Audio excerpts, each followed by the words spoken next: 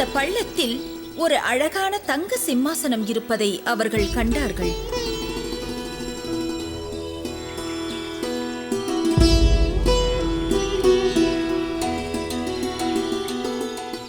அந்த சிம்மாசனத்தை எடுத்து பார்த்தபோது சிம்மாசனத்தில் உள்ள ஒவ்வொரு படிகளின் ஓரத்திலும் ஒரு அழகான தங்கப் பதுமை காணப்பட்டது.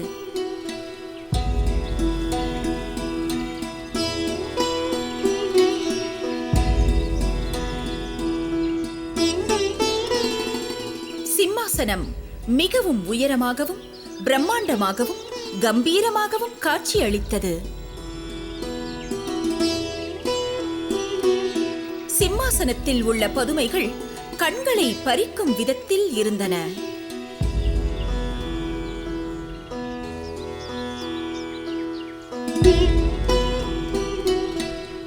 இந்த சிம்மாசனத்தை எடுத்து சென்று அதில் அமர்ந்து ஆட்சி செய்தால் என்ன?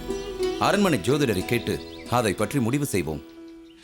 புதுமையான சிம்மாசனத்தை மிகவும் கவனத்தோடு பத்திரமாக அரண்மனைக்கு எடுத்துச் செல்லுமாறு போஜராஜன் கட்டளையிட்டார். உடனே அதற்கான ஏற்பாடுகள் நடந்தன.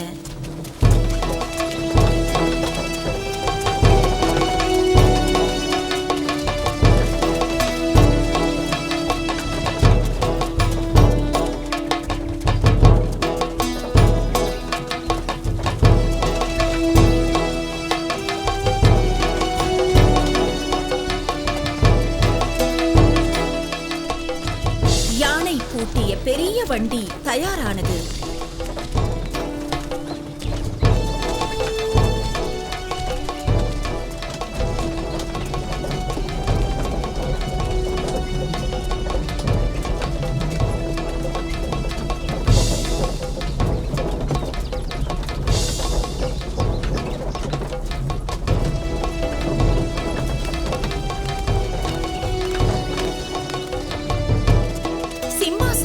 மிகவும் கவனமாக அதில் ஏற்றி வைக்கப்பட்டு வீரர்கள் புடைசூழ அரண்மனை நோக்கி பயணம் தொடங்கியது.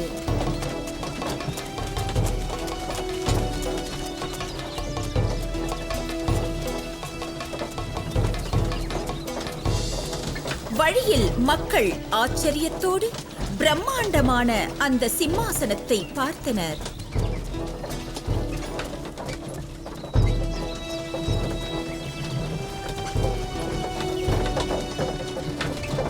சிம்மாசனம் அரண்மனையை வந்தடைந்தது.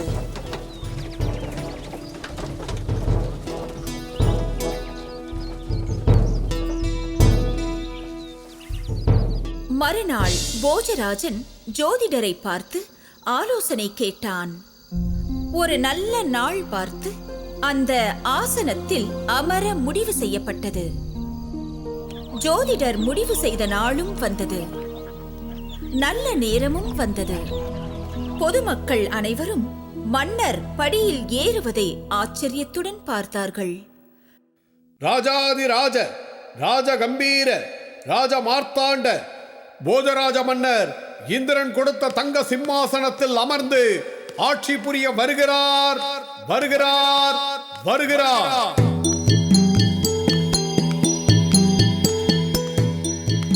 போஜராஜன் சிம்மாசனத்தை நெருங்கிச் சென்று கண்களை மூடியவாறு அதற்கு வணக்கம் செலுத்திவிட்டு பிறகு அதனை ஒருமுறை கண்ணோட்டமிட்டான். சிம்மாசனம் மிகவும் உயரமாகவும் பிரம்மாண்டமாகவும் கம்பீரமாகவும் காட்சியளித்தது. சிம்மாசனத்தில் உள்ள பதுமைகள் கண்களை பறிக்கும் விதத்தில் இருந்தன. போஜராஜன் தனது வலது காலை எடுத்து வைத்து முதற்படியில் ஏற முயன்றான். அப்போது தங்க பதுமைகள் திடீரென சிரிக்கத் தொடங்கின.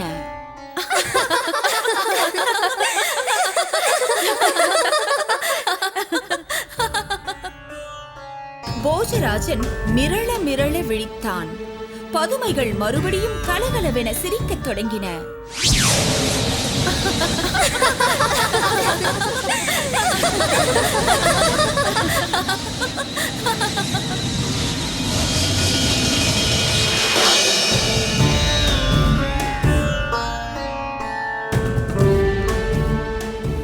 சிங்கார பதுமைகளே, சிம்மாசனத்தில் ஏற முயன்ற என்னை பார்த்து எதற்காக சிரிக்கிறீர்கள்? மன்னவா, எங்கள் விக்ரமாதித்த பூபதியை போன்றே வீரமோ புத்தி கூர்மையோ எதற்கும் அஞ்சாது செயற்படும் பண்போ உமக்கு இருந்தால் அல்லவா இந்த சிம்மாசனத்தில் அமர்ந்து நல்லாட்சி நடத்த முடியும். பதுமை கூறியதை கேட்ட அனைவரும் திகைத்து போனார்கள்.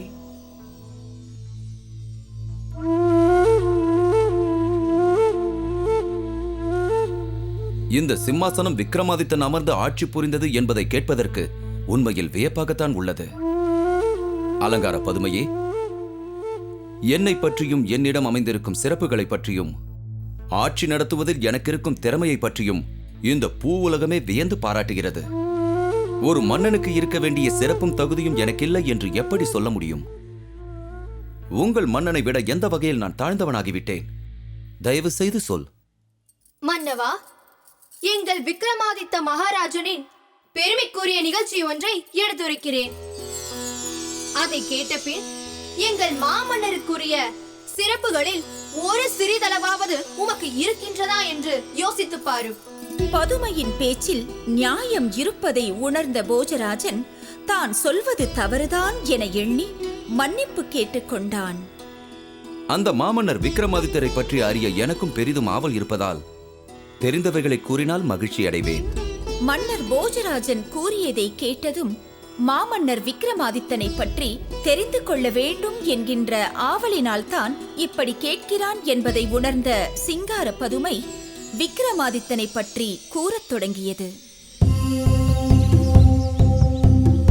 நந்தியாபுரம் என்பது மிகவும் அழகு வாய்ந்த ஒரு நகரமாகும். அங்கு சந்திரவர்ணன் என்னும் பெயர் கொண்ட பிராமணன் ஒருவன் வாழ்ந்து வந்தான். அவன் பல கலைகளையும் கற்றவன். ஆனால் மேலும் பல வித்தைகளை கற்று தேர வேண்டும் என்று கருதினான்.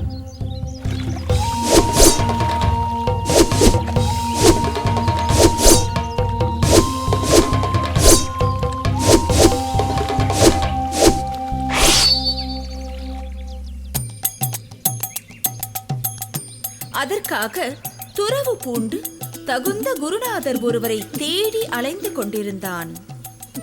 ஆனால் அவன் பல இடங்களுக்கு சென்றும் அவனுடைய எதிர்பார்ப்புகளுக்கு ஏற்ற முறையில் யாருமே கிடைக்கவில்லை. அதனால் வருத்தமடைந்தான். எனவே என்ன செய்வது என்று யோசித்துக் கொண்டே நடந்து வந்து கொண்டிருந்தான். நன்றாக களைத்து போன அவன் ஒரு குளக்கரையில் இருந்த அரச மரத்தடிக்கு வந்து சேர்ந்தான். அந்த மரத்தின் அடியில் சோர்வுடன் படுத்துக் கொண்டான். களைப்பினால் கண்ணயர்ந்து நன்றாக தூங்கிவிட்டான்.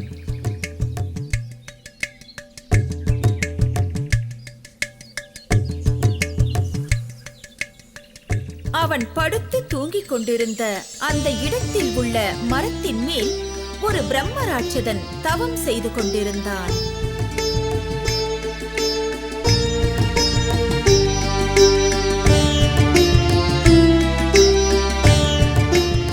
அந்த மரத்தின் அடியில் தூங்கிக் கொண்டிருந்த பிராமணனை பிரம்மராட்சதன் தவத்தின் இடையில் கண் விழித்தபோது கண்டு கொண்டான்.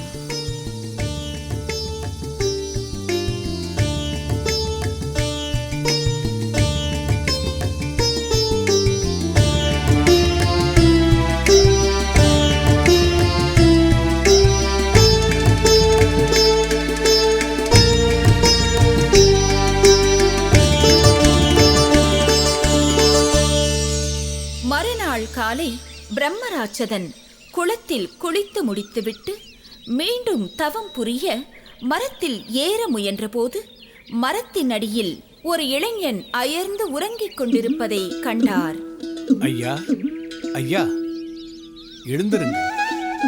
குரலை கேட்ட சந்திரவர்ணன் கண் விழித்து எழுந்து பார்த்தான்.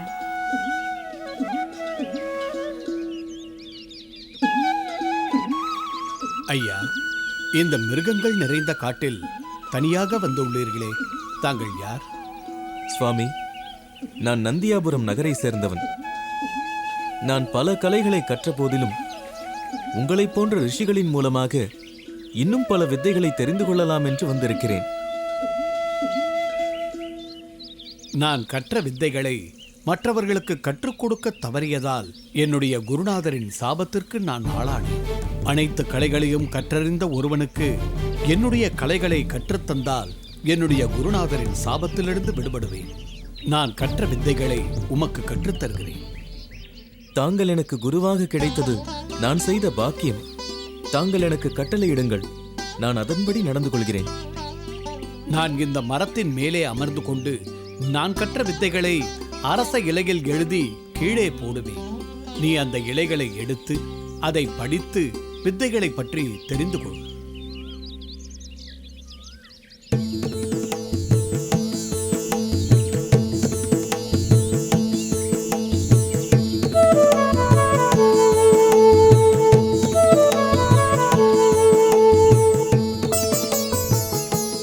பிரம்மராட்சதன் மரத்தில் இருந்தபடியே நாள்தோறும் கற்க வேண்டிய வித்தைகளை அந்த இலைகளில் எழுதி கீழே போட்டுக் கொண்டிருந்தார்.